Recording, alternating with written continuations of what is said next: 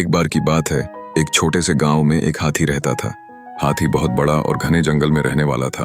वह किसी से नहीं डरता था और लोगों को अपनी शक्ति का एहसास कराना पसंद करता था। गांव में एक कुत्ता भी था। वह कुत्ता छोटा और काफी होशियार था। वह लोगों के यहाँ बच्चों को खुश करने के लिए आया करता था। हाथी और कुत्ता एक दूसरे को पहले नहीं जानते थे, लेकिन एक दिन मिल गए। वे दोस्ती करने लगे और अच्छी तरह से बातचीत करने लगे। हाथी ने कहा, मुझे बहुत खुशी हुई कि मैं तुम्हें मिला।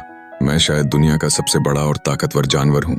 कुत्ता समझता था कि हाथी थोड़ा बड़ा और घमंडी है, इसलिए उसने कहा, हाथी, मुझे मालूम है कि तुम बहुत बड़े हो, लेकिन फिर भी इंसान तुम्हें धकेल कर मार सकता है और मुझे तो बहुत छोटा और दुर्बल होने की वजह से सब कुछ बचाना होता है।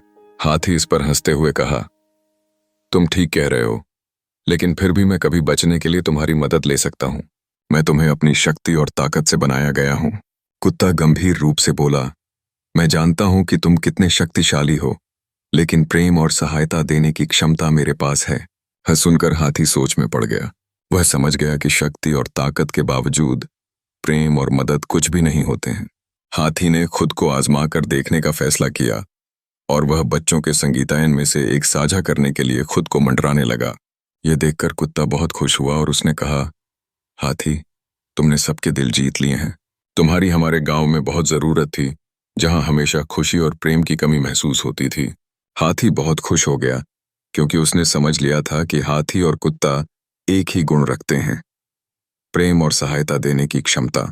यह बात हाथी के जीवन में एक महत्वपूर्ण सीख थी कि शक्ति और ताकत से भी बढ़कर प्रेम और सहायता का महत्व होता है।